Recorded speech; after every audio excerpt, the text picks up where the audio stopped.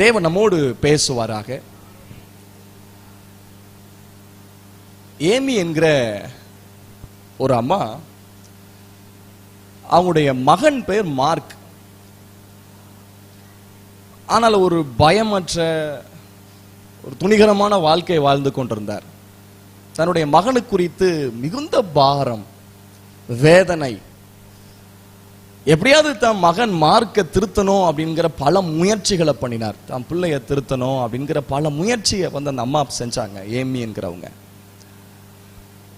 இதுவும் நம்ம அப்படித்தான் நம்முடைய பிள்ளைகளை திருத்தணும். பிள்ளைய நெஞ்சில மதியினம் ஒட்டி இருக்கும், பிள்ளை கீழ்ப்படிய மாட்டேங்கிறானே, பக்தியா இல்லையே, ரட்சிக்கப்படலையே, அபிஷேகம் படலையே, ரொம்ப துணிகரமா இருக்கிறானே என்கிறதெல்லாம் பொதுவா பிள்ளைகளை குறித்தான வருத்தம், பாரம் இருக்கும். திருத்தணும்னு முயற்சி பண்ணா திருத்த முடியல.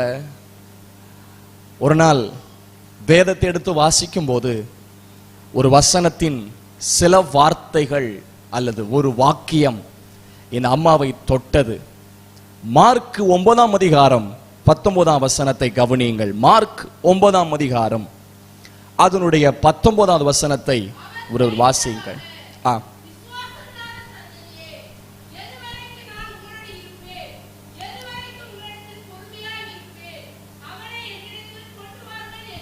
அவனை என்னிடத்தில் கொண்டு வாருங்கள் என்றார். இந்த வாக்கியம், அவனை என்னிடத்தில் கொண்டு வாருங்கள் என்ற வாக்கியம் அவளுக்குள்ள ஒரு பெரிய அசைவை, உள்ளத்தை அசைச்சுது. அவனை ஏன்ட்ட கொண்டு வா, அவனை ஏன்ட்ட கொண்டு வா. ஏன்னா இந்த அம்மா தன் மகனுக்காக போராடுறாங்க, எப்படியாவது அவனை திருத்தணும்னு பிரயாசப்படுக்கிறாங்க. ஆனால் வேதத்திலிருந்து இந்த வசனம் இந்த அம்மாவை தொட்டது, அவனை ஏன்ட்ட கொண்டு வா. ஆகவே இந்த அம்மா அடுத்தது ஜெபத்தின் மூலமாக இந்த மகனை, மார்க் என்கிற மகனை ஜெபத்தின் மூலமாக தேவனிடத்தில் கொண்டு வந்தார்கள். இந்த நபருடைய வாழ்க்கை மாறினது. இந்த நேரத்தில் உங்களுக்கு நான் சொல்லட்டும், என்னிடத்தில் கொண்டு வாருங்கள். இதுதான் இன்றைக்குள்ள செய்தி. என்னிடத்தில் கொண்டு வாருங்கள். ஆண்டவர் இயேசு ஒரு அழைப்பை கொடுக்கிறார். அவர் கேட்கிறார், என்னிடத்தில் கொண்டு வாருங்கள், என்னிடத்தில் கொண்டு வாருங்கள். ஒருவேளை இங்க நோட் பண்ற பழக்கம் இருக்குமானால் எழுதி கொள்ளுங்கள், என்னிடத்தில் கொண்டு வாருங்கள். Bring unto Jesus. எல்லாவற்றையும் என்னிடத்தில் கொண்டு வாருங்கள், என்னிடத்தில் கொண்டு வாருங்கள். ஆண்டுடைய நாமத்துக்கு மகிமை உண்டாகட்டும். நேரத்தை கருதி உங்கள் புரியும்படிக்கு எளிமையாக ஆண்டுடைய வார்த்தையை உங்களுக்கு போதிக்க ஆவியானவர் எனக்கு துணை செய்வாராக. என்னிடத்தில் கொண்டு வாருங்கள். தேவனிடத்தில் கொண்டு போகிற பழக்கம் நமக்கு இருக்கட்டும். எந்த பிரச்சனையானாலும், எந்த வேதனையானாலும், எந்த தேவையானாலும், எந்த நெருக்கமானாலும், நம்முடைய சூழ்நிலைமைகளையும் நெருக்கங்களையும் துக்கத்தையும் தேவைகளையும் பாரத்தையும் தேவனிடத்தில் கொண்டு போய் பழகுங்கள். அவரிடத்தில் கொண்டு போனதை கொண்டு போன வண்ணமாக நாம் மறுபடியும் கொண்டு வரமாட்டோம். மாற்றத்தோடு கொண்டு வருவோம், ஜெயத்தோடு கொண்டு வருவோம், வெற்றியோடு கொண்டு வருவோம், ஆசீர்வாதத்தோடு கொண்டு வருவோம். தேவனிடத்தில் கொண்டு வந்தவைகள் வெறுமையாய் போனது இல்லை. தேவனிடத்தில் கொண்டு வரப்பட்டவைகள் அப்படியே சென்றதும் இல்லை. உங்களுக்கு சொல்லட்டும், தேவனிடத்தில் கொண்டு வருகிற பழக்கம் உங்களுக்கு இருக்குமானால் நிச்சயமாய் கொண்டு வரப்பட்டவைகளுக்கு மாற்றம் இருக்கிறது. தேவனுடைய நாமத்துக்கு மகிமை உண்டாகட்டும். நான் சொன்னேன் அல்லவா, இந்த சாட்சி ஏமி என்கிறவங்க தன் மகன் மார்க்குக்காக அவ்வளவு பாரப்பட்டார்கள். அவன் கீழ்ப்படியாதவன், அவன் திமிரு பிடிச்சவன். ஆனால் இந்த வாக்கியம் தொட்டது என்னிடத்தில், அவனை என்னிடத்தில் கொண்டு வார்கள் என்ற வாக்கியம். இயேசுவிடத்தில் அவனை கொண்டு வந்த போது அவனுக்கு விடுதலை உண்டானது. இயேசுவிடத்தில் கொண்டு வந்து பாருங்கள். நாம் அறியாமல் நம்முடைய அனுபவத்தின் வாயிலாய் சில நபர்களை சந்திக்க செல்லுவோம். நம்முடைய பிரச்சனைக்காக சில நபரிடத்தில் செல்லுவோம். நம்முடைய தேவைக்காக சிலரிடத்தில் கொண்டு போவோம். நம்முடைய வேதனையை சிலரிடத்தில் கொண்டு போவோம். ஆனால் இன்றைக்கு ஒரு அருமையான ஒரு வாய்ப்பும் நமக்கு செய்தி வருகிறது. எல்லாவற்றையும் கர்த்தரிடத்தில் கொண்டு போங்க. மனுஷன் கொண்டு போய் கைவிடதான் பட்டோம். மனிதத்தில் நாம கொண்டு போய் நாம் வேதனைப்பட்டோம். மனிதனிடத்தில் நாம் சொல்லலான்னு கொண்டு போனது கூட கொஞ்சம் வேதனையாக்கினது. ஆனால் தேவன் அப்படி அல்ல. கொண்டு போகிற பழக்கம் நமக்கு இருக்கட்டும். பாரத்தெல்லாம் வச்சுக்கிட்டு இருக்கீங்க, இறக்கி அவர்கிட்ட வையுங்க, கொண்டு போங்க. வேதத்திலே அருமையான ஒரு சம்பவம் இருக்கிறது. நாம் எல்லாரும் திருப்பிக் கொள்ளும் 1 ராஜாக்களின் புஸ்தகம் 17ஆம் அதிகாரத்திற்கு உங்கள் வேதத்தை திருப்பிக் கொள்ளுங்கள். 1 ராஜாக்கள் 17ஆம் அதிகாரம். சாரிபாத் ஊர்ல இருக்கிற விதவை அம்மா, அவங்களுக்கு ஒரு மகன். அவன் வியாதிப்பட்டவன் மரித்து போனான். பிள்ளை செத்து போச்சு. 19ஆம் வசனத்தை கவனித்து பாருங்கள். 19ஆம் வசனம், அதற்கு அவன் உன் குமாரனை என்னிடத்தில் தா என்று சொல்லி அவனை அவள் மடியிலிருந்து எடுத்து தான் தங்கியிருக்கிற மேல் வீட்டிலே அவனை கொண்டு போய் தன் கட்டிலின் மேல் வைத்து, எலியா சத்து போன அந்த பிள்ளையை எடுத்தான். அந்த 3 வார்த்தை என்னை அருமையாக தொட்டது. ஒருவேளை உங்களுக்கு அந்த வார்த்தை பிரயோஜனம் இருக்குமானால் நீங்களும் நோட் பண்ணி கொள்ளுங்கள். எடுத்து, பிள்ளையை எடுத்து. எடுத்து என்ற வார்த்தை, we have to take responsible. நாம் பொறுப்பை எடுக்கணும். இது நம்மேல் விழுந்த கடமை, இது உத்தரவாதம். தேவைகளை கர்த்தரிடத்தில் கொண்டு போவதற்காக, மரித்ததை கர்த்தரிடத்தில் கொண்டு போவதற்காக, செத்து போனதை கர்த்தரிடத்தில் கொண்டு போவதற்காக உத்தரவாதத்தை எடுங்கள். Take responsibility. உங்களுக்கு ஒரு அழைப்பு இருக்கிறது. சிறு பிள்ளைகளின் ஊழியத்தை எடு, வாலிபர் ஊழியத்தை எடு. Take responsibility. எலியாவே, இது உன் பிள்ளை போல, இது உன்னுடைய உத்தரவாதம், இது உன் வசமாய் வந்திருக்கிறது, இது உன்னை கேட்கிற கேள்வியாய் வந்திருக்கிறது. அவன் எடுத்தான். இரண்டாவது, மேல் வீட்டிலே அவன் தங்கியிருக்கிற மேல் வீடு. மேல் வீடு எதை காண்பிக்கிறது தெரியுமா? தேவனோடு உறவாடுகிற ஒரு ஸ்தலம், தேவனோடு தங்கியிருக்கிற ஒரு ஸ்தலம், தேவனோடு பேசுகிற ஸ்தலம், தேவனோடு ஜெபிக்கிற ஸ்தலம், தேவனை புகழுகிற ஸ்தலம்.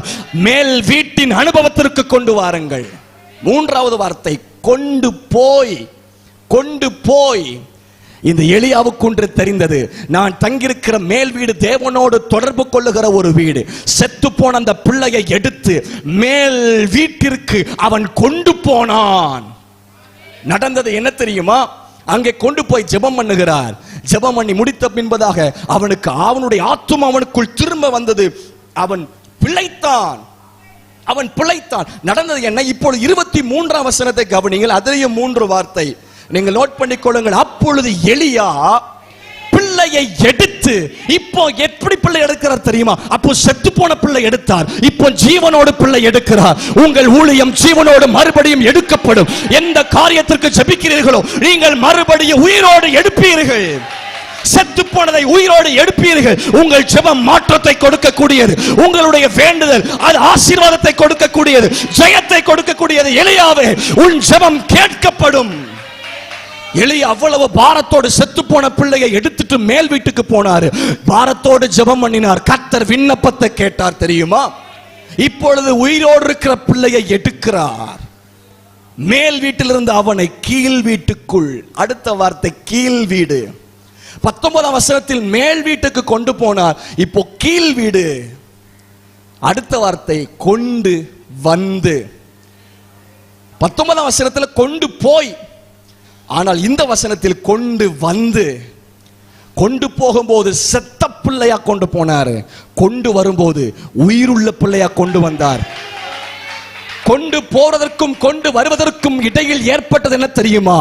இந்த செத்து போன பிள்ளையை தேவனிடத்திற்கு கொண்டு போனார். இவனுக்குள் ஆத்துமாவை திரும்ப கொண்டு வரும் ஆண்டவரே என்று ஜெபம் பண்ணினார். உங்களை நான் உற்சாகப்படுத்துகிறேன்.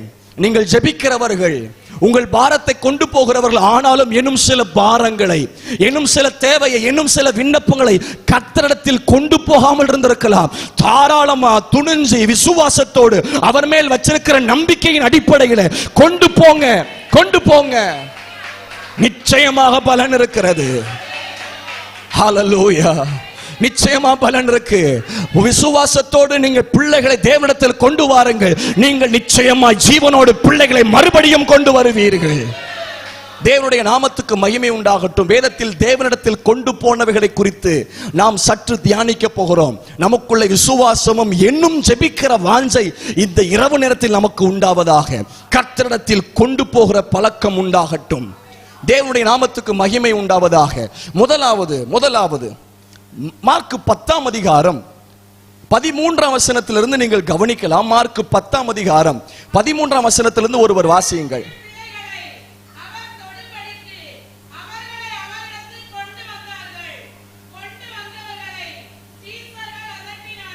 இந்த வசனத்தில் நீங்கள் கவனித்து பார்த்தால் நம்முடைய செய்தியை கர்த்தரிடத்தில் கொண்டு வாருங்கள், இதுதான் செய்தி. என்னிடத்தில் கொண்டு வாருங்கள். இதுல சிறு பிள்ளைகள் அவர் தொடும்படிக்கு அவர்களை இயேசுவிடத்தில் கொண்டு வருகிறார்கள். ஆனா கொண்டு வந்த போது அதட்டுறாங்க சீசர்கள். வேணாயா, டிஸ்டர்ப் பண்ணாத, எதுக்கு சின்ன பிள்ளைலாம் கொண்டு வந்துட்டு தடுக்கிறாங்க. இயேசு சொல்றாங்க, சிறு பிள்ளைகள் என்னிடத்தில் வருகிறதற்கு இடம் கொடுங்கள், அவளை தடை பண்ணாதிருங்கள் என்று சொல்லுகிறார். அவளை அணைத்து அவர்கள் மேல் கைகளை வைத்து அவர்களை ஆசீர்வதித்தார். முதலாவது, உங்கள் பிள்ளைகளை கர்த்தரிடத்தில் கொண்டு வாருங்கள். கீழ்ப்படியாத பிள்ளைகளாக இருக்கலாம், சாபத்துக்கு ஏதுவான பிள்ளைகளாக இருக்கலாம், பாவத்து செய்கிற பிள்ளைகளாக இருக்கலாம், கோபாக்கணையின் பிள்ளைகளாக இருக்கலாம், துணிகரமான பாவம் செய்கிற பிள்ளைகளாக இருக்கலாம், உங்க பேச்சுக்கு கீழ்ப்படியாத பிள்ளைகளாக இருக்கலாம், சத்தியத்துக்கு கீழ்ப்படியாத பிள்ளைகளாக இருக்கலாம், உபதேசத்துக்கு தாழ்த்தாத பிள்ளைகளாக இருக்கலாம், ஜெபிக்காத முரண்பிடித்த பிள்ளைகளாக இருக்கலாம். சொல்லி சொல்லி பார்த்து திருந்தலையா? ஆனால் நிச்சயமாக ஒன்று இருக்கு, நான் கர்த்தரிடத்தில் ஜெபத்தின் வாயிலா என் மகனை என் மகளை கொண்டு போனார், என் மகன் என் மகள் உயிர்ப்பிக்கப்படுவார். சிறு பிள்ளைகளை கொண்டு வந்தார்கள். முதல்ல அப்படித்தான் சொல்ல விரும்புகிறேன். பிள்ளைகளை கொண்டு போங்க, பிள்ளைகளை கொண்டு போங்க. We have to pray for our children. நம்முடைய பிள்ளைகளுக்காக ஜெபிக்க வேண்டிய உத்தரவாதம். இயேசு மரிக்க போகும்போது, அவர் பாடுபடும் போது எல்லாரும் அழுறாங்க. They were crying a lot. அழும்போது இயேசு பார்த்து சொல்றாரு, எனக்காக அழாத, உனக்காக. உன் இந்த கடைசி நாட்களில் மிக முக்கியமாய் யாருக்காக அழ வேண்டும் தெரியுமா? பிள்ளை பிள்ளை பிள்ளை பிள்ளை. என்னுடைய தனிப்பட்ட ஒரு பாரமும் தரிசனமும், ஒவ்வொரு முறை ஜெபம் நடத்தும் போதும் தலைமுறைகளுக்காக ஜெபம் நடத்துவது. இந்த கடைசி காலத்தில் தலைமுறைகள் தடுமாறிக் கொண்டிருக்கிற தலைமுறைகளுக்கு ஜெபம் தேவை. உனக்காக உன் பிள்ளைக்காக அழுன்னு சொன்னார் இயேசு கிறிஸ்து. தன் சொந்த வாயினால் சொல்லப்பட்ட வார்த்தை மத்தேயு, மார்க்கு, லூக்கா, யோவான்ல பார்க்க முடியும். இந்த சந்ததி, இந்த சந்ததி என்று 18 முறை இந்த வார்த்தை இருக்கிறது. இந்த சந்ததி, இந்த சந்ததி. வேதத்தில் சந்ததியை குறித்து கூட சில வார்த்தைகள் இருக்கிறது. கோணலும் மாறுபாடுமான சந்ததி, பாவம் உள்ள சந்ததி, விபச்சாரம் உள்ள சந்ததி, அவிசுவாசம் உள்ள சந்ததி, மாறுபாடு உள்ள சந்ததி. இந்த சந்ததியை யாருக்கு ஒப்பிடுவேன்? குறை சொல்ற பிள்ளைகளுக்கு ஒப்பிடுவேன் சொல்றாரு. சந்த வழியில உட்கார்ந்து நாங்க குழல் ஊதினோம், நீங்க கூத்தாடவில்லை, நாங்க புலம்பனோம், நீங்க அளவில்லை என்று குறை சொல்லுகிற பிள்ளைகளுக்கு ஒப்பாய் இருக்கிறார்கள். இந்த காலத்தின் பிள்ளைகள் அப்படித்தான். இந்த காலத்தின் தலைமுறைகள் குறை சொல்ற பிள்ளைகளாய் மாறிவிட்டார்கள். தலைமுறை குறித்து பாரம் உள்ளவர் இயேசு கிறிஸ்து. தலைமுறை குறித்து பாரம் உள்ளவர் இயேசு கிறிஸ்து. தெரியுமா? தேவனுடைய நாமத்துக்கு மகிமை உண்டாகட்டும். பிள்ளைகளை கர்த்தரிடத்தில் கொண்டு வாருங்கள். ஒருவேளை எங்கள் யாராகிலும் உங்கள் பிள்ளைகளை குறித்த வேதனையோடு நீங்கள் இருக்கலாம். எங்களுடைய வார்த்தைக்கு மதிப்பை எங்கள் பிள்ளைகள் கொடுப்பதில்லை. சிறு வயதாக இருக்கலாம் உங்கள் பிள்ளைகள், ஆனால் உங்களுடைய வார்த்தைக்கு மதிப்பு கொடுக்காம இருக்கலாம். ஆனால் தேவனிடத்தில் உங்கள் பிள்ளைகளை கொண்டு போய் பாருங்கள், நிச்சயமா உங்கள் பிள்ளைகள் விடுவிக்கப்படுவார்கள். அருமையான வசனம் இருக்கு. சங்கீதம் 24 பார்க்கிறோம். தேவ சமூகத்தை நாடுகிற யாக்கோபு என்னும் சந்ததி.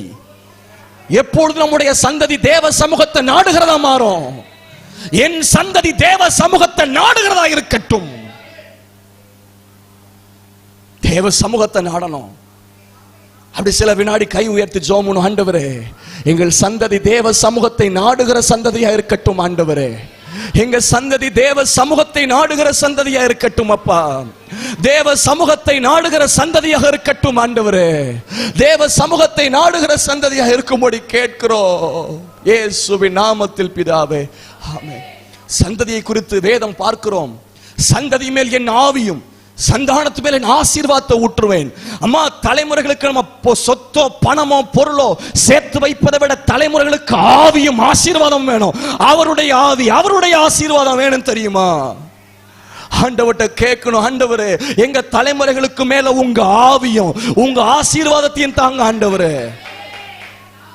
அது மட்டுமல்ல, நம்முடைய தலைமுறைகளுக்கு மிக முக்கியமாய் தேவ ஆவி தேவை, தேவ ஆசீர்வாதம் தேவை. வேதத்தில் பார்க்கிறோம், உன் மேல் இருக்கிற என் ஆவி, உன் வாயில் இருக்கிற என் வார்த்தைகளும் உன் சந்ததி மேலிருந்தும் சந்ததியின் சந்ததி மேலிருந்தும் நீங்காதுன்னு பார்க்கிறோம். அடுத்தது நம்முடைய தலைமுறைகளுக்கு தேவனுடைய வார்த்தை தேவை. தலைமுறைகளுக்கு ஆவி தேவை, தலைமுறைகளுக்கு ஆசீர்வாதம் தேவை, தலைமுறைகளுக்கு வார்த்தை தேவை. அருமையா யோவான் அப்போஸ்தலன் நிருபம் எழுதும்போது சொல்லுகிறார், என் பிள்ளைகள் சத்தியத்தில் நடக்கிறார்கள் என்று நான் கேள்விப்படுகிற சந்தோஷத்தை விட, ஒருவேளை உங்கள் பிள்ளைகளை குறித்த எந்த சாட்சிகளை நீங்கள் கேள்விப்படுகிறீர்கள்? பிள்ளைகளை குறித்து தான நெகட்டிவ், படிக்க மாட்டேங்கிறான், இவளா இப்படி படிப்பா, உங்க பிள்ளை எப்படி நிக்கிறான், இது மாதிரிலாம் உங்க பையன் செய்யறான், இது மாதிரிலாம் உங்க பொண்ணு செய்யுது. பிள்ளைகளை குறித்ததான எதிர்மறையான செய்திகள் நம்முடைய காதுகளுக்கு வந்து கொண்டே இருக்கலாம். ஆனால் ஜெபத்தை மாற்றுவோம். ஆண்டவரே, எங்க பிள்ளைகள் சத்தியத்தில் நடக்கிறாங்க, நாங்க காது குளிர கேட்கணும்பா. ஒருவேளை உங்கள் பிள்ளைகளை குறித்து பெற்றோர் ஆசிரியர்களோ, அவங்க வேலை செய்யற ஸ்தலத்திலேயோ, உங்க பிள்ளைகள் ரொம்ப நல்ல பிள்ளைங்க, உங்க பிள்ளைங்க நல்லா படிக்கிறாங்க, அவங்க ஃபர்ஸ்ட் கிளாஸா இருக்கிறாங்க, அந்த மாதிரிலாம் செய்தி வரலாம். ஆனால் அந்த செய்தியும் விட நம்ம பிள்ளைகளை குறித்து, பிள்ளைகள் சத்தியத்தில் நடக்கிறார்கள் என்ற சாட்சி காது குளிர கேட்கணும். ஆண்டவரே, எங்க காது குளிர கேட்கணும்பா. என் பிள்ளை நல்லா படிச்சிருக்கிறான் என்பதை விட, என் பிள்ளை நல்லா உழைக்கிறான் என்பதை விட, என் பிள்ளை சம்பாதிக்கிறாங்கிறத விட எங்க காது கேட்கட்டும், என் பிள்ளை சத்தியத்தில் நடக்குது கேட்கட்டும். ஆண்டவரே, இந்த காலத்தில் தலைமுறைகளுக்கு விரோதமாக போராடுகிற பிசாசுடைய கிரியைகள், வலுசற்பத்தின் ஆவிகள் தலைமுறைகளை பல விதங்களில் தாக்குகிறது தெரியுமா? ஆகவே தான் தலைமுறைகளுக்கு ஜெப அவசியம். அந்த காலத்தில் தலைமுறைகளுக்கு ஜெப அவசியம். நம்முடைய பிள்ளைகள் ஜெபிக்கிற பிள்ளைகளா இருக்கணும். நம்முடைய பிள்ளைகள் கொடுக்கிற பிள்ளைகளா இருக்கணும். 5 அப்ப 2 மீனை சின்ன பையன் கொடுத்தானே, கொடுக்கிற பிள்ளையா இருக்கணும். நம்முடைய பிள்ளைகள் சுவிசேஷ அறிவிக்கிற பிள்ளையா இருக்கணும். நாகமானுடைய குஷ்டரோகம் சரியாவதற்கு அந்த பிள்ளை சொன்ன ஒரு சுவிசேஷம், அங்க போன சரியாகணும் சொன்ன அடிமை பெண் சின்ன பொண்ணு சொன்ன சுவிசேஷம். நம்முடைய பிள்ளைகள் அபிஷேகம் பெற்ற பிள்ளைகளா இருக்கணும். பிலிப்புடைய குமார்த்திகள் 4 பெண் பிள்ளைகள், அவர்கள் தீர்க்க தரிசினிகள். 4 பெண் பிள்ளைகள் தீர்க்க தரிசினிகள். ஏன் நம்முடைய தலைமுறைகள், நம்முடைய சபையில் பிள்ளைகள் தீர்க்க தரிசனம் உரைக்க மாட்டார்களா? இது என்னுடைய தனிப்பட்ட வேண்டுதல். சபையில் அடிக்கடி சொல்லி ஜெபம் பண்ணுவோம், குமார மேல குமார்த்தி மேல் ஆவியை ஊற்றுவேன், அவர்கள் தீர்க்க தரிசனம் உரைப்பார்கள். குமார குமார்த்தியில் தீர்க்க தரிசனம் உரைக்கணும். வேதத்தில் ஆதாரம் இருக்கிறதே. தேவன் நல்லவர். பொதுவாகவே எந்த சபைகளில் தலைமுறைகளை பற்றிய பாரம் இல்லையோ அந்த சபைக்கு எதிர்காலம் இல்லை. தலைமுறைகளுக்கு ஊழியமும் தலைமுறைகளுக்கு ஜெபமும், சபையில் தலைமுறைகளுக்கு முக்கியத்துவம் எந்த சபையில் இல்லையோ அந்த சபை வளராது, அந்த சபைக்கு எதிர்காலம் இல்லை.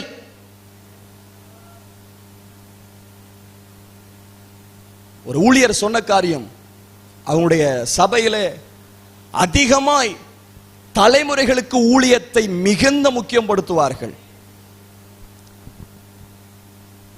அவங்க சொன்னது, அதிகமா எந்த ஊழியத்துக்கு இன்வெஸ்ட் பண்ணணும் தெரியுமா? பணத்தை. இந்த காலத்தில் சபைகளுக்கு நாம் பணத்தை எந்த ஊழியத்துக்கு அதிகமா போடணும் என்றால் தலைமுறைகள் ஊழியத்திற்கு, சிறுவர் வாலிபர் ஊழியத்துக்கு தான் பணத்தை அதிகமா போடணுமா, மற்ற ஊழியத்தை விட. அந்த பாரத்தை கர்த்தர் சபைகளுக்குள்ள தரட்டும். என் சத்தத்தை ஒருவேளை கேட்டுக்கொண்டிருக்கலாம், ஆவியானவர் உங்களோடு பேசுறதா எண்ணிக்கொள்ளுங்கள். உங்கள் சபை தலைமுறைகளுக்கு மூடப்பட்டிருக்கிறதோ, you close your church. ஆவியானவர் பேசுறார், you are not allowing your children.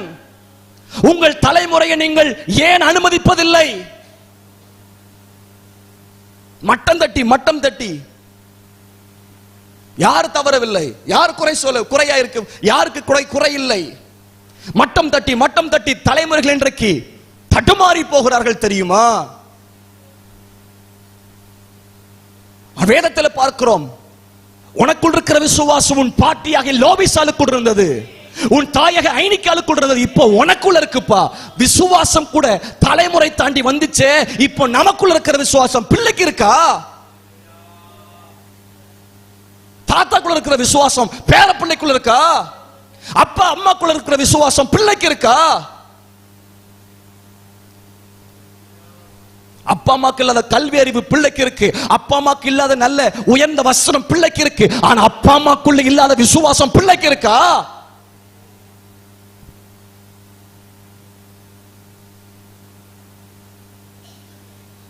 தேவன் இந்த கடைசி நாட்களிலே பிள்ளைகள் மத்தியில், தலைமுறை மத்தியில் பெரிய எழுப்புதலை தரட்டும்.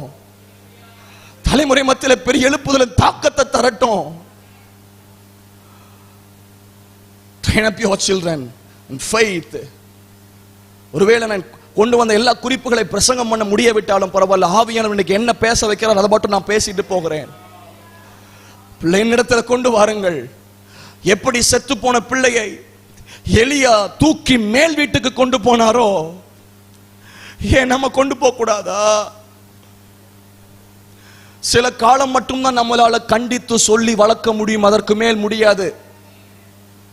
3 மாதம் மட்டும்தான் மோசே என்கிற குழந்தையை ஒளித்து வைக்க முடிந்தது, அதற்கு பின்பதாக ஒளித்து வைக்க முடியாது. நாம் செய்கிற நம்முடைய பிள்ளைகள் செய்கிற சில தவறுகளையும் அவங்கள கொஞ்ச நாட்கள் மட்டும்தான் ஒளித்து வைக்க முடியும், மறைக்க முடியும், அதற்கு மேல் முடியாது, தெரியுமா? ஆனால் பிள்ளையின் எதிர்காலத்திற்காக நாணல் பெட்டியை செய்ய முடியும். பிள்ளையின் எதிர்காலத்திற்காக பிரயாசப்பட முடியும். மோசையின் தாய் வீடு என்கிற ஒரு செய்தியை நான் பேசி இருக்கிறேன். மோசை குறித்து பேசுறோம், ஆனா ஒரு மோசையை விட மோசையின் தாய் வீடு தான் இந்த மோசையின் வளர்வதற்கு காரணம். sacrifice of motherhood. தியாகம் உள்ள தாய், வயிற்றுல தியாகமா பார்த்தா. செக்யூரிட்டி ஆஃப் மதர்ஹுட், பாதுகாக்கிற தாய். கருவுல பாதுகாத்து 3 மாசம் பாதுகாத்து, இப்போ பெட்டகத்தில் அந்த நாணல் பெட்டியில பாதுகாத்து. 3வது சப்ளை ஆஃப் மதர்ஹுட், பாலூட்டுகிற தாய். சபை தாய் வீடு, தலைமுறைகளுக்கு தாய் வீடாக இருக்கட்டும். இந்த சபை தலைமுறைகளை பாதுகாக்கிற சபை, இந்த சபை தலைமுறைகளுக்கு தியாகம் பண்ணுகிற சபை, இந்த சபை தலைமுறைகளுக்கு வசனமாகிய திருவசனமாகிய பாலூட்டுகிற சபை. மோசையின் தாய் வீட்டை போல் சபை இருக்கட்டும். மோசையின் தாய் வீட்டை போல் இருக்கட்டும். சண்டே கிளாஸ் ஊழியம், யூத் மினிஸ்ட்ரி, டீன்ஸ் மினிஸ்ட்ரி, அது மோசையின் தாய் வீடு மாதிரி இருக்கட்டும். மோசைகள் பிறக்கட்டும், மோசைகள் பாதுகாக்கப்படட்டும், மோசைகள் அனுப்பப்படட்டும். எந்த நைல் நதியில பிள்ளை செத்து போய் கிடக்குதோ, மற்ற எல்லா பிள்ளைகள் செத்து மிதக்குது, ஆனா ஒரே ஒரு குழந்தை மட்டும் சாகாம இருக்குது. பொதுவா பிள்ளைகள் +2 படிக்கிற வரைக்கும் சபைக்குள்ள இருப்பாங்க. கல்லூரிக்கு வெளியே போவாங்க, டோட்டலா டிஃபரெண்டா சேஞ்ச் ஆயிருவாங்க. அப்படியே வாழ்க்கை மாறிடும். நம்ம நினைப்போம் பின்மாறிட்டா, ஏதோ கொஞ்சம் மட்டும்தான் பின்மாறும். ஆனா உண்மை என்ன தெரியுமா? அஸ்திபாரம் இல்லாத கிறிஸ்தவளா இருந்தால் அவள் சபையில இருக்கும் போதே, அஸ்திபாரம் இல்லாத கிறிஸ்தவனா இருந்தான் சபையில இருக்கும் போதே. அவன் போதகருக்காக, குடும்பத்திற்காக நடித்துக் கொண்டிருந்தால் சபைக்குள்ளே. ஆனா வெளியே போகும்போது தான் தெரிஞ்சிச்சு, நைல் நதிக்கு போகும்போது தான் செத்து போன பிள்ளைகளோடு கூட இதுவும் செத்து போன பிள்ளை என்பதை காண்பிக்கப்பட்டது. எப்பா பிள்ளைகளை, ஒருவேளை யூத்துங்க இருக்கலாம், இதுவரைக்கும் நீங்க சர்ச்சுக்குள்ள உட்கார்ந்துட்டு இருக்கலாம், அங்க கண்டிஷன் பண்ணாத, சொல்ல முடியாத, உன்னை திருத்த முடியாத இடங்கள் எல்லாம் இருக்கும். ரட்சிக்கப்படாத பிள்ளைகள் உங்களை சுத்தி இருப்பார்கள். அது நைல் நதி. ஆனா அந்த இடத்தில் நீ நாணல் பெட்டியோட வெளியே போகிறாயா என்பதை புரிந்து கொள். கர்த்தருக்கு பிரியமானவன் பாபிலோனும் தேவனுடைய சித்தத்தை செய்வான் என்று பார்க்கிறோம். பாபிலோன் என்னது? வெளிப்படத்தில் பார்க்கிறோம், பேய்களின் குடியிருப்பு, அசுத்த பறவைகளுடைய கூடு. ஆனா இந்த பாபிலோன்ல ஏன் தானியேல் தேவ சித்தம் செய்யலையா? நம்ம சூழ்நிலைமையை குற்றப்படுத்துறோம், ஃப்ரெண்ட்ஸை குற்றப்படுத்துறோம், உனக்குள்ள ஒரு அஸ்திபார உபதேசமாகிய அஸ்திபார விசுவாசமும் ரட்சிப்பும் இருக்குமானால் வெளியே போன அசைக்கப்பட மாட்ட, சாக மாட்ட. தேவன் நல்லவர். தலைமுறைகளுக்காக பாரப்படணும். ரட்சிக்கப்படாத பிள்ளைகளை ஜெபத்தின் வழியா கர்த்தரிடத்தில் கொண்டு வாருங்கள். என்னுடைய குடும்பத்திலே, என்னுடைய மனைவியுடைய குடும்பத்திலே அவங்களுடைய பெரியப்பா முறை வரும். அவங்க முதிர் வயது வரைக்கும் அவங்க தகப்பனும் தாயும் தன் பிள்ளைகளுக்காக ஒவ்வொரு வாரமும் வியாழக்கிழமை இரவு பிள்ளைகளுக்காக உபவாசம் பண்ணுகிற நேரம். எவ்ரி வீக், எல்லா வாரமும் வியாழக்கிழமை. அவங்க பிள்ளைகள் கர்த்தர் ஆசீர்வதிச்சிருக்கிறார். பிள்ளைகள் மிஷனரிகளா இருக்கிறார்கள். எல்லாரும் ஊழியம் செய்யறாங்க. கல்யாண வீட்டுக்கு விருந்துக்கு போனா கூட சாப்பிட மாட்டாங்க. அந்த ஐயாவும் அம்மாவும் சாப்பிட மாட்டாங்க. அன்னைக்கு பிள்ளைகளுக்காக உபவாசம் பண்ணுகிற நேரம். கடைசி மகன் வந்து ரவுடியா இருந்தார்,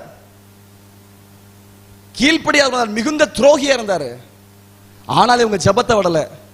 ஆசீர்வாதமான மகிமையான ஊழியத்தை செஞ்சிட்டு இருக்கிறார் இப்போ அந்த கடைசி மகன். காரணம் தேவனிடத்தில் கொண்டு போனது.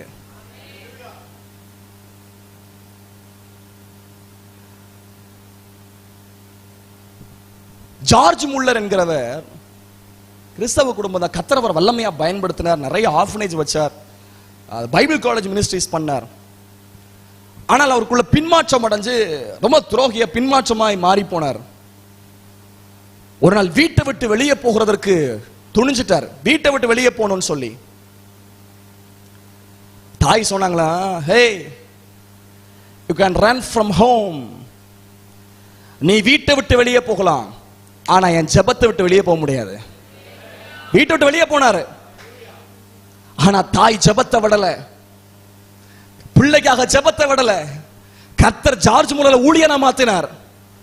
அநேக தலைமுறைகளுக்கு ஆசீர்வாதம் பண்ண ஜார்ஜ் முல்லரை மாத்தினார். ஜெபத்துக்கு ஜீவன் இருக்கு. ஜெபம் தோற்று போகாது, அற்பமா இருக்கும், தேவன் கேட்பார் தெரியுமா? ஒருவேளை பிள்ளைகளை குறித்து நொந்து போய் பிள்ளைகள் மூலமாக பேசப்பட்ட வார்த்தை உங்கள் இருதயத்தை உடைத்த நிலைமையில் இருக்கலாம். பிள்ளைகளை கண்டிக்க முடியாத நிலைமையில் இருக்கலாம்.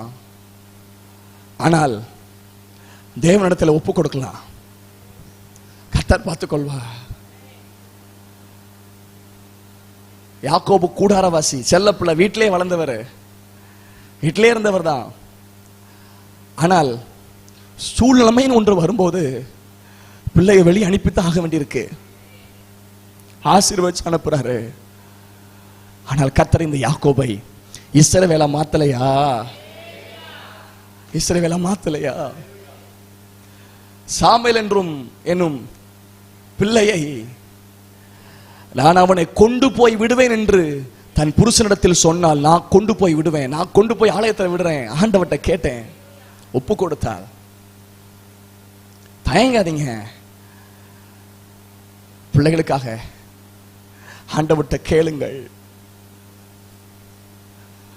Pray for your children. உங்கள் பிள்ளைகளுக்காக ஜெபம் பண்ணுங்க. தேசத்துக்காக ஜெபம் பண்றீங்க,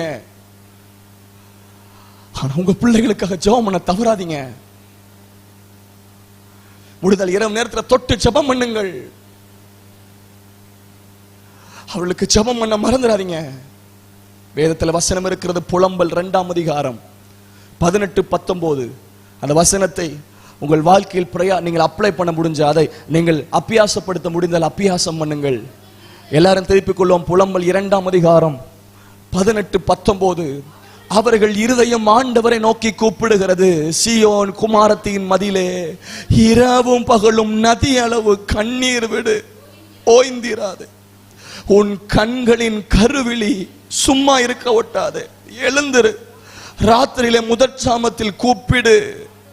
ஆண்டவரின் சமூகத்தில் உன் இருதயத்தை தண்ணீரை போல ஊற்றிவிடு.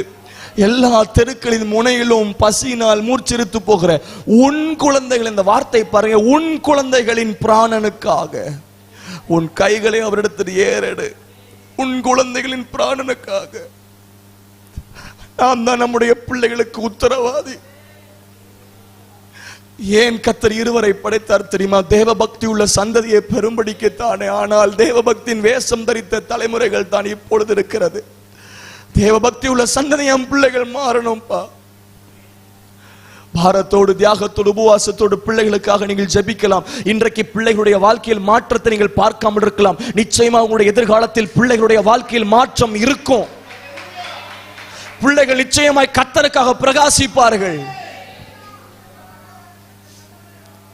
ஒருவேளை இந்த செய்தியை கேட்டுக்கொண்டிருக்கிறீர்கள் யாராகிலும்,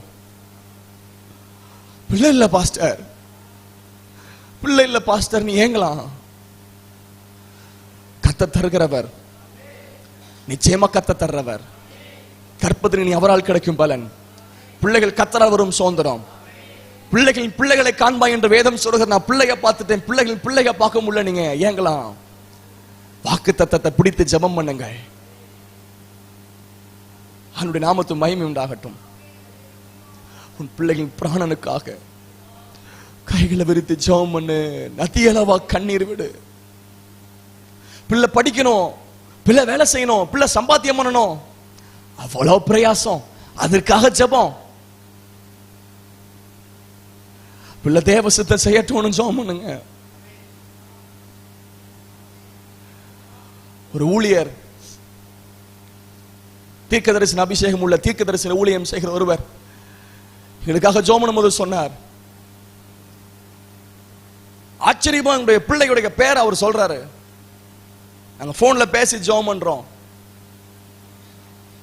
தலையில கை வச்சு பான் ப்ராஃபட்னு அறிக்கை பண்ணி ஜெபம் பண்ணுங்கன்னு சொல்றாரு. அடிக்கடி அந்த வார்த்தையை சொல்லி என் பிள்ளை தலையில கை வச்சு யூ ஆர் born prophet, நீ பிறந்ததுல இருந்து தீர்க்கதரிசின்னு சொல்லி ஜெபிக்கிறேன். பிள்ளைகளுக்காக ஜெபம் பண்ணும்போது தேவ சித்தம் செய்யட்டப்போ, உங்க சித்தத்தை என் பிள்ளைகள் செய்யட்டப்பா. பிள்ளைகள் சமாதானம் பெரிதா இருக்கும். பைபிளை பார்க்கிறோம், பிள்ளைகளை குறித்து வாக்கு தத்துவம் எதுவுமே சிங்குலர் கிடையாது, ப்ளூரல் இருக்கும், எல்லாமே பன்மை. பிள்ளைகள் கர்த்தரால் போதிக்கப்பட்டிருப்பார்கள். பிள்ளைகளின் சமாதானம் பெரிதா இருக்கும். பிள்ளைகள் சத்தியத்தில் நடப்பது என்பதை கேள்விப்படுகிற சந்தோஷத்தை விட உன் பிள்ளைகள் ஒளியமர கன்றை போல் இருப்பார்கள். ஆகவே ஒன்னு போதுண்டா அப்படின்னு பாட்டாதீங்க. பாஸ்டர் ஜோஸ் அடையாளமா இருக்கிறார், ஒரு பிரசவத்துல 3. எங்க இது எல்லாமே பிசாசுடைய தந்திரம். அப்படியே கொஞ்சம் கொஞ்சமா தலைமுறை மேல தாக்கி கொண்டிருக்கிறான். பெருக்கத்தை தடை பண்ணிட்டே இருக்கிறான். சாப்பாடு வழியா சீட்லெஸ் ஃபுட், ஒவ்வொரு விதமா பல காரியத்தை சொல்ல முடியும். அவன் தலைமுறையை தடுக்கணும் அவனுடைய திட்டம். தேவனுடைய திட்டம் தலைமுறையை பெருக்கணும். சிசரியனா 2ன்னு இப்போ வச்சிருக்கான். இனி மாத்தினாலும் மாத்துவான். சிசரியனா 1ன்பா. இந்த மாதிரிலாம் நின்று போயிட்டே இருக்கும். அதிக அளவிலே நாம் இதெல்லாம் பாரத்தோடு ஜெபிக்க வேண்டிய ஜெப குறிப்பு. அதிக அளவில் இப்பொழுது இருக்கிற வாலிப பிள்ளைகள் ஒழுங்கா சாப்பிடு. இப்போ அதிகமா பிள்ளைகளுக்கு பிரச்சனைகள், பிசிஓடி ப்ராப்ளம்ஸ், அவங்களுடைய யூட்ரஸ்ல பிரச்சனை. அதிக அளவில் இந்தியாவோட நியூஸ் பேப்பர்ல கூட, நம்முடைய தமிழ்நாட்டோட நியூஸ் பேப்பர்ல போட்டிருந்த அதனுடைய பிரச்சனைகள், நிறைய பிரச்சனைகள், கற்பம் சம்பந்தமான பிரச்சனைகள் இந்திய தேசத்தில் ஏராளம். அப்பெல்லாம் 100ல ஒருத்தனுக்கு குழந்தை இல்லாம இருக்கும். இப்ப 190 பேருக்கு குழந்தை இல்ல. பிசாசுடைய தந்திரம், தலைமுறையை தாக்க நினைக்கிற பிசாசின் தந்திரம். பல விதங்களிலே ஆவியானவர்கள் பாரப்பட்டு யூத் பிள்ளைகளுக்காக சபையில யூத் பசங்க, யூத் பிள்ளைகள் பொதுவாக இருந்ததுனால எதுவுமே ரொம்ப ஓப்பனா பேசாம உணவு காரியத்தை குறித்து பேச ஆரம்பிக்கிறேன். எத்தனை பேர் காலையில சாப்பாடு உருப்படியா சாப்பிடுற? காலையில சாப்பாடு எத்தனை பேர் சாப்பிடுற? எத்தனை பேர் ஒழுங்கா சாப்பிடல கேட்டா மேக்சிமம் காலையில சாப்பாடு நிறைய பேர் ஒழுங்கா சாப்பிடுறது இல்லை. காலை சாப்பாடுக்கு ஆங்கிலத்தில் இங்கிலீஷ்ல என்ன பேரு? காலை உணவுக்கு இங்கிலீஷ்ல பிரேக் ஃபாஸ்ட். அப்படின்னா என்ன அர்த்தம் தெரியுமா? ஃபாஸ்டிங்கை பிரேக் பண்ணு என்ற அர்த்தம். இப்ப நம்முடைய ஆவிக்குரிய ஃபாஸ்டிங் நான் சொல்லல, இந்த பட்டினி கிடப்பான் பாருங்க. இன்னொரு ஸ்டடிஸ், கல்வி கூட பிள்ளைகளின் எதிர்காலத்தை தாக்குகிறது. குறிப்பிட்ட அளவு தான் இருக்கணும். பிள்ளை படிக்கலன்னா அவங்க போட்டு திட்டாதீங்க. அதாவது வாழ்க்கையில 1% தான் படிப்பு, மற்ற 99% இருக்குல்ல. விளையாட்டு காரியம் இருக்கு, இன்னும் நிறைய காரியங்கள் இருக்கு. அப்போ பேசும்போது சாப்பாடு காரியத்தை குறித்து பேசும்போது உருப்படியா காலை சாப்பாடு சாப்பிட கிடையாது. ஏன்னா நைட்டு 8 மணி நேரம், காலையில சாப்பிடறது கிடையாது. அவசரமா எழும்பி எடுத்து படிச்சு கிளம்பி போய் ஸ்கூலுக்கு அசம்பிளில் போனா எல்லாம் உழுவும். டச்சுன்னு உழுந்த மாதிரி எல்லாம் உழுந்துட்டு நடக்கும் அசம்பிளில. அப்புறம் மத்தியானம்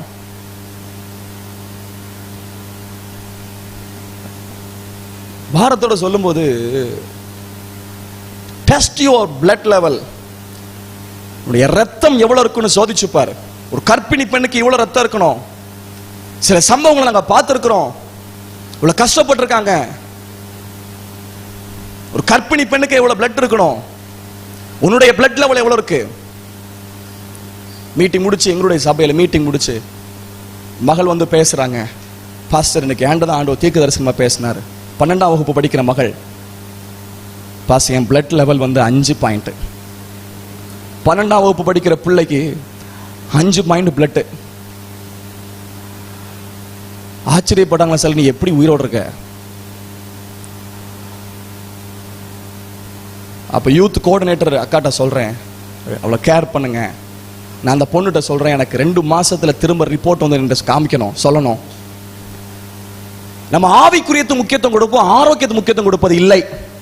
வேதம் ஆரோக்கியத்தையும் போதிக்குது, ஆவிக்குரியத்தையும் போதிக்குது. B balance. பிள்ளைகள் ஆவிக்குரிய மட்டும் ஊட்டி ஊட்டி ஊட்டி ஊட்டி வளர்த்து சரீரத்தை கெடுத்துறாதீங்க. ஆரோக்கியம் முக்கியம், ஆவிக்குரிய முக்கியம். இதனால கொஞ்சம் கொஞ்சமா சரியா சாப்பிடாதனால, தூங்காதனால, ரொம்ப ஸ்ட்ரெஸ் ஆகி கொஞ்சம் கொஞ்சமா யூட்ரஸ் பாதிக்கப்பட்டு இப்போ இருக்கிற தலைமுறையுடைய எதிர்காலம் கேள்விக்குறியாக இருக்கிறது. பிள்ளை பேர் இருக்குமோ? தேவன் நம்முடைய தலைமுறைகளை காக்கட்டும், சபையின் தலைமுறைகளை காக்கட்டும். நான் உங்களுக்கு என்கரேஜ் பண்ண மாதிரி சொல்றேன், ஒருத்திக்கு கூட ஆபரேஷன் இருக்க கூடாது. எல்லாரும் நீ நார்மல் டெலிவரி எடுக்கணும். பல விதங்களிலே இந்த தலைமுறைகளை மட்டும் பேசுறதுக்கு ஆண்டவர் பாரப்படுத்துறார். பின்வரும் தலைமுறைகளுக்கு இது தெரிவி. வெளிப்படுத்தல் புத்தகத்தில் பாருங்கள், பிசாசுடைய தாக்குதல் தலைமுறைகளுக்கு மேல் இருக்கிறது.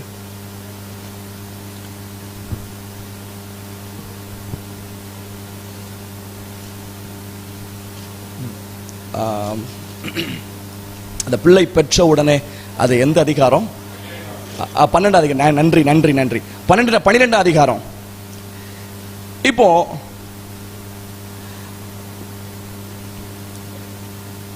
அந்த வசனத்தை பாருங்க.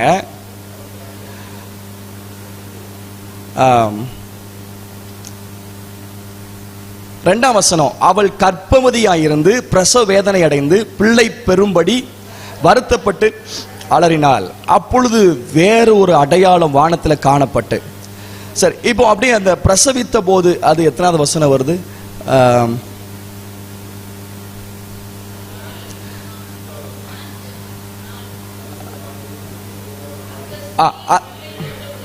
அந்த ஸ்திரீ பிள்ளை பெற்ற உடனே, 4ஆம் வசனம், நன்றி, பிள்ளை பெற்ற உடனே அவளுடைய பிள்ளையை பட்சித்து போடும்படிக்கு அந்த வலு சர்ப்பம் அவளுக்கு முன்பாக நின்றது. வலு சர்ப்பம் என்பது பழைய பாம்பாகிய வலு சர்ப்பம், பிசாசை காண்பிக்குது. பிள்ளை பெற்ற உடனே, குழந்தை பிறந்த அப்பவே வலு சர்ப்பம் வந்து முன்னாடி நிற்குது. எதுக்கு? தலைமுறையை தாக்க. கடைசி வசனம் 17ஆம் வசனம், அப்பொழுது வலு சர்ப்பமானது ஸ்திரீயின் மேல் கோபம் கொண்டு தேவனுடைய கற்பனைகளை கை கொள்ளுகிறவர்களும் இயேசு கிறிஸ்துவை குறித்த சாட்சியை உடையவர்களும் ஆகிய அவருடைய சந்ததியான மற்றவர்களுடனே யுத்தம் பண்ண போயிற்று. தலைமுறைகளே, பிள்ளைகளே, வாலிபரே, பிசாசு உங்கள்கிட்ட தான் ரொம்ப போராடுவான். பைபிள் போட்டிருக்கு, சந்ததியான மற்றவருடனே யுத்தம் பண்ண போயிற்று. இயேசுவை குறித்த சாட்சியை உட்டவர்களாகிய அவருடைய சந்ததி. ஆகவே பெற்றோராகிய நமக்கு இருக்கிற உத்தரவாதம், அவருடைய பிள்ளைகள் ஆவிக்குரிய யுத்தத்தில் ஜெயிக்கணும். என்ன பைபிள தெளிவா யோவான் எழுதுறாரு, நீங்கள் பலவானா இருக்கிறதுனாலும் வேதவசனங்களுக்குள் நிலைத்திருக்கிறதுனாலும் நீங்கள் பொல்லாங்கனை ஜெயித்ததினாலும் உங்களுக்கு எழுதுறேன். அந்த வாலிபர் அந்த காலத்தில் அவர் எழுதும் போது அந்த வாலிபர்கள் பொல்லாங்கனை ஜெயித்தார்கள். பொல்லாங்கன் பிசாசு. இப்போ காலத்தில் வாலிபர்கள் பொல்லாங்கனை ஜெயிக்கிறார்களா? பிள்ளைகள் பொல்லாங்கனை ஜெயிக்கிறார்களா? பிசாசு போராடுவான், அவன் யுத்தம் பண்ணுவான் சந்ததியோடு. ஆனால் ஜெயிக்கிற துணிச்சல் தலைமுறை இருக்கட்டும். ஜெபம் பண்ணணும். இந்த பிள்ளைகள் பலவானா இருக்கட்டும், பரிசுத்த ஆவியை பெற்ற பலவானா, வேதவசனம் பிள்ளைகளுக்குள்ள நிலைச்சிருக்கட்டும். எங்க பிள்ளைகள் பிசாசை ஜெயிக்கட்டும். ஆரம்பத்திலிருந்தே தலைமுறையோடு போராடி கொண்டிருக்கிறான் பிசாசு. தலைமுறைகளோடு போராடி கொண்டிருக்கிறான். ஸ்திரீயின் வித்துன்ன போது ஆரம்பத்தில் பல தலைமுறைகளை அழித்துக் கொண்டே இருக்கிறான். ஆனால் இந்த கடைசி காலத்திலே கர்த்தர் ஒரு பெரிய சேனை எழுப்பட்டும், இளம் தலைமுறை சேனை எழுப்பட்டும். கர்த்தருக்காக வைராக்கியம் போராட்டுகிற பிள்ளைகள் எழும்பட்டும். தேவ திட்டத்தை நிறைவேற்றுகிற பிள்ளைகள் எழும்பட்டும். தேவ சித்தத்தை செய்கிற பிள்ளைகள் எழும்பட்டும். அந்த பிள்ளை ரொம்ப வேதனைப்பட்டுச்சு. சீசத்தை கொண்டு போனாங்க, அவனை காப்பாற்ற முடியல, அவனால ஒன்று செய்ய முடியல. இந்த பிசாசினால் பாதிக்கப்பட்ட இந்த மகனை இயேசு விடுவித்தார். என்னிடத்துல கொண்டு வாங்கன்னு சொல்றாரு. ஒருவேளை பிள்ளைகளை குறித்த பாரமும் அதை குறித்த ஏக்கமும் தாக்கமும் இருக்கலாம். தைரியமா தாராளமா பிள்ளைகளை கர்த்தரிடத்தில் கொண்டு வாருங்கள். நிச்சயமா அவர் விடுவிப்பா. நிச்சயமா அவர் விடுவிப்பா. நினைக்கிற இந்த ஒரு பாயிண்ட், இதுக்கு மேல இதுவே நமக்கு பெரிய நிறைவா இருக்கு. என்னிடத்தில் கொண்டு வாருங்கள் பிள்ளைகளை. வேதத்திலே ஆகார் பிள்ளை எடுத்துட்டு ஆபிரகாம் என்ன பண்றாருன்னா, ஒரு அப்பம் ஒரு துருத்தி தண்ணீர், ஒரே ஒரு அப்பம் எவ்வளவு நேரத்தை காணும்? ஒரு துருத்தி தண்ணீர், ஒரு பாட்டில் தண்ணி எவ்வளவு நேரத்தை காணும்? அப்பமும் செலவழிஞ்சுது, தண்ணீரும் செலவழிஞ்சு போச்சு. இப்ப இந்த அம்மாவுக்கு பாரம் யார் மேல தெரியுமா? தலைமுறை மேல. பிள்ளை சாகிறத நான் பார்க்க மாட்டேன், பிள்ளை நாக்கில் வைக்க ஒரு சொட்டு தண்ணி இல்லை. ஒருவேளை என் பிள்ளைக்கு கொடுக்கறதுக்கு எந்த ஆசீர்வாதம் என்கிட்ட இல்லை. என் பிள்ளைக்கு நான் எதையும் சேர்த்து வைக்கல, வறுமையில வாழ்ந்து வந்தோம். அந்த இல்லாமையை குறித்து நீங்க சோர்ந்து போகலாம். பிள்ளை சாகிறத பார்க்க மாட்டேன்னு அம்பு பாயும் தூரத்துக்கு போனார். தூரத்துக்கு போனான். வேத போதி அப்படித்தான் சொல்லுது. பிள்ளைய ஒரு பக்கமா போட்டுட்டு போயிட்டா. பிள்ளை அழுகிறது கூட கேட்க கூடாது, பிள்ளை சாகிறது கூட நான் பார்க்க கூடாது. ஒருவேளை பிள்ளையுடைய கீழ்ப்படியாமை நிமித்தம், பிள்ளையுடைய பாவத்து நிமித்தம் உங்கள் இருதயத்தை கூட கல்லாக்கி கடினப்படுத்தி இருக்கலாம். பிள்ளை சாகிறத நான் பார்க்க மாட்டேன்னு தூரம் அம்பு பாயும் தூரத்துக்கு போனான். ஆனால் பிள்ளை இருக்கும் இடத்துல கர்த்தர் பிள்ளையின் சத்தத்தை கேட்டார். பிள்ளையின் நிலைமை அறிந்த கர்த்தர் இருக்கிறார். பிள்ளை பாவத்தில் சாகாமல் பிழைக்க வைப்பார். பிள்ளை சாபத்தில் சாகாமல் பிழைக்க வைப்பார். பிள்ளையின் அழுகுரலை கேட்டவர் துறவை கண்டால். 3 தூ இருக்கும். துருத்தி இருந்த தண்ணீர் செலவழிஞ்சு போச்சு, துருத்தி காலியா போச்சு. தூரத்துக்கு போனா 3வது துறவை கண்டால். எங்க பிள்ளை சாகணும் இருந்துச்சோ அதே வனாந்தரத்தில் இந்த பிள்ளை வாழ்ந்துச்சு. அதே வனாந்தரத்தில் தேவன் பிள்ளையுடன் இருந்தார். அவன் வளர்ந்தான், வனாந்தரத்தில் குடியிருந்து வில்வித்தையில் வல்லவனானான். எந்த வனாந்திரத்துல சாகணும்னு கிடந்தானோ அதே வனாந்திரத்துல கர்த்தர் பிள்ளையா வாழ வச்சாரு. எங்க உங்க பிள்ளை சாக நினைக்கிறீங்களோ கர்த்தர் அந்த இடத்துல பிள்ளைய கர்த்தர் உயர்த்துவார், பிள்ளைய கர்த்தர் ஆசீர்வாதத்தை நிறுத்துவார். பரிசுத்தம் உள்ள பிள்ளைகள், பக்தி உள்ள பிள்ளைகள், தேவ சித்தம் செய்கிற பிள்ளைகள், வைராக்கியம் உள்ள பிள்ளைகள், ஆவிக்குரிய பிள்ளைகள் இந்த நாளுக்கு இந்த காலத்தில் எழுப்புவதற்கு தேவன் நமக்கு கிருபை தரட்டும், கிருபை தரட்டும். ஹல்லேலூயா. தேவன் நல்லவர். என்னிடத்தில் கொண்டு வாருங்க.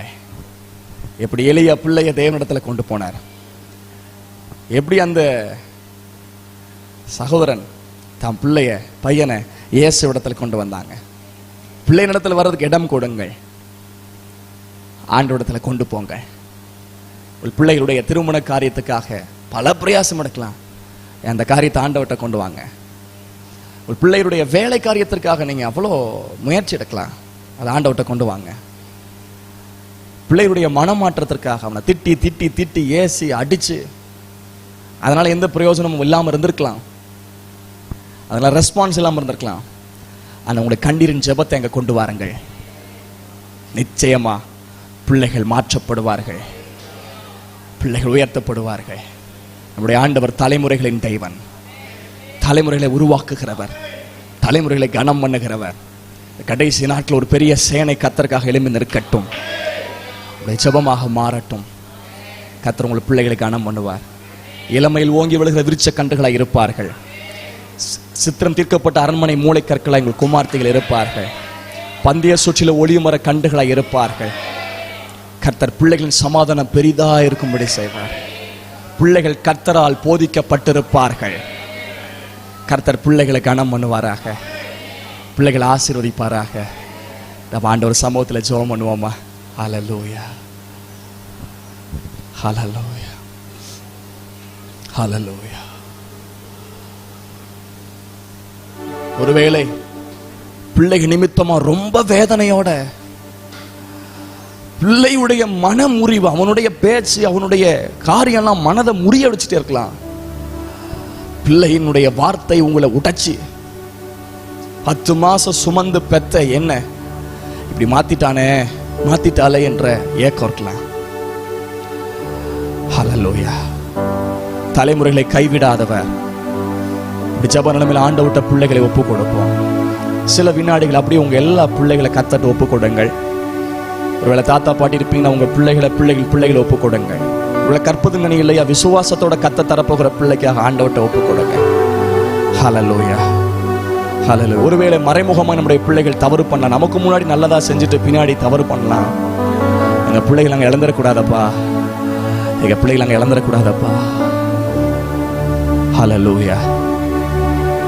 எங்க பிள்ளைகள் கர்த்தருக்கு கீழ்ப்படுகிற பிள்ளைகளா இருக்கட்டும். நீ கண்ணில் முடிக்கும் போதே ஒரு காரியத்தை சொல்லும் போது கவனியுங்கள். லூக்கால பார்க்கிறோம், தகப்பனாக சகரியா பரிசுத்தாவி நிறையப்பட்டிருந்தான், தாயாகிய எலிசபெத் பரிசுத்தம் நிறையப்பட்டிருந்தால், தகப்பனும் தாயும் பரிசுத்தம் நிறையப்பட்டிருக்காங்க. ஆனால் அடுத்த வேதத்துல பார்க்கிறோம், பிள்ளை யோவான் ஸ்நானகன் வயிற்றில் இருக்கும் போதே பரிசுத்தாவி நிறையப்பட்டிருந்தான். பரிசுத்தாவியா நிறையப்பட்ட பிள்ளையா இருக்கட்டும். ஹல்லேலூயா. தலைமுறை தலைமுறையா